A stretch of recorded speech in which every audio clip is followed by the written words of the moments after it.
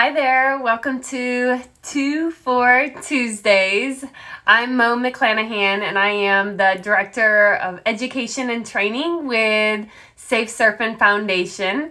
I am also an investigator for the Christiansburg Police Department, where I've been working internet crimes against children for the last 8 years. We started this program right after COVID hit and all the kids were being sent home with Chromebooks and virtual learning became reality for everybody. And we as a foundation just felt it very necessary to continue to educate both parents and children on the dangers of the internet and really just keep using the social media platforms that we can to reach as many people as possible and really be here as a resource for everybody. I am excited about talking about today's topic. If you saw our post today, it is on Train Your Brain Day. So it's National Train Your Brain Day.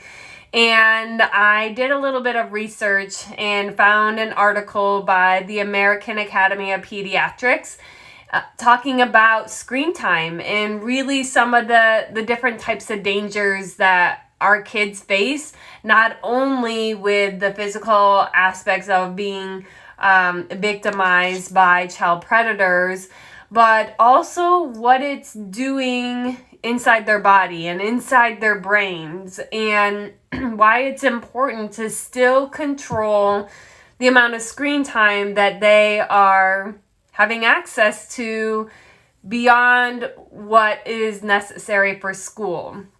Now, there's so many different educational things online. Just looking through some of the different programs that are being offered. Yeah, there's a lot of educational as young as toddlers and really learning how to read through ABC Mouse and all of those different types of programs and that's great. I love that that's at our fingertips to really start teaching our kids at a younger age, and it really puts them advanced inside the school setting. But understanding that there's still some danger when it comes to the way that the brain is developing, especially at that age, is super interesting. And I thought it would be beneficial for you to really understand what some of those dangers look like. So number one, they found that the access to screen time basically changes the brain structure.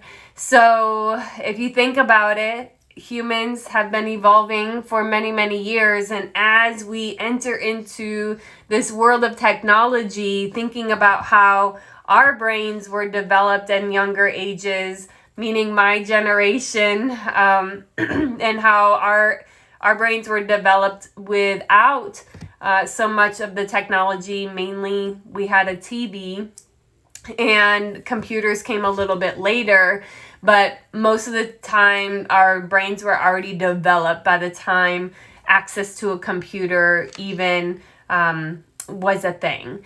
And so as they compare the type of structure of the brains of children now growing up in a technology world, it's completely different. It's just shifting the type of structure. Now, what does that look in the long run? You know, there's still ongoing studies with that, but they have found also that the structure is changing with both cognitive and social learning.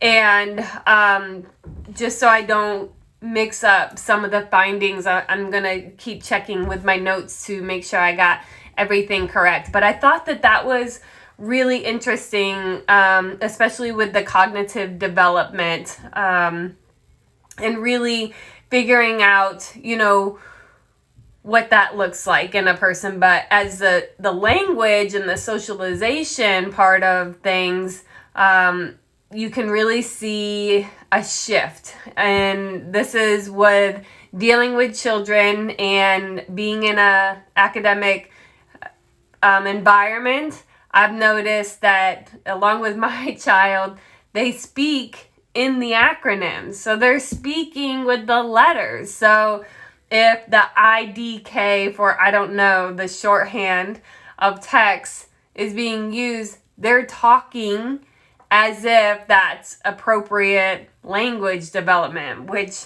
it isn't. And so we're also seeing it in a college setting with some of the papers that my husband has graded just in the last 2 semesters, where he's actually seeing the college students use the acronyms inside papers. And it wasn't that long ago that even in a career setting with professionals, an email was sent out and it was a reply all, and the context was with the acronyms, OMG. And it was on a very serious topic. And so, really thinking about how our kids are growing up, I mean, we're using that language as well. Like adults in general are using that. And then, again, into the college setting as well. So leading into adulthood and professionalism. And so it really starts with modeling parents and what's going on in the home. And so always being mindful of the language that you use. I'll be honest, I use the acronyms in my texting and conversation, but I have never literally said the letters unless I was spelling something out before my son could spell, So it's very interesting to hear my child use those words, because we're not using them in the home, but they're going to pick it up from TV, from YouTube, and from their peers as well, based on what's going on in their home. So I found that very interesting. And the study went on to really say that it's not necessarily the screen time itself, because there is educational things that they're learning through school and through some of these apps, especially like some of the coding. Like that's kind of amazing, to see our kids excel in that area. They're not saying that it's necessarily correlates with that screen time. They're saying that the cognitive and the language development is lacking based on the screen time replacing activities such as going outside, reading a book, and doing puzzles or something like that. So I thought that was very interesting, and really it also shared some positive effects of screen time. So it does teach, I think, children it helped my son learn how to read pretty quickly when he was playing games that required reading the text. And then also if he wanted to type something, the game only allowed him to use correct spelling. So if the word wasn't spelt correct, it would just come up as X's. And so he had to be really mindful and actually learn how to spell. And I think that helped him. And so there are positive effects to it, and it teaches them, community. There's some really positive groups out there. Same for adults. They also see that with like older teenagers and adults, that screen time can really help relieve stress, where you just need to escape from whatever is going on in the real world. And then also if you have like a positive community that you can reach out to that is really there to support you. And so that can be a very positive outlet at the same time. Now, you want to definitely make sure that you are turning off screens about 20 minutes before bedtime. And that's because the way the brain works is that you have to shut off as much of the bright lights that is, coming into the brain prior to sleep, or your body feels like it's daylight. And so then your body's going to take longer to fall asleep and have quality sleep. So I think that's very interesting, because a lot of us are in the bed, and that's something that turns our mind off if we're just scrolling, but it's actually kind of harming us at the same time. So in the post today, I did share 5 different things that you could be doing with your kids to really help train that brain and get them off of screen time and make it fun.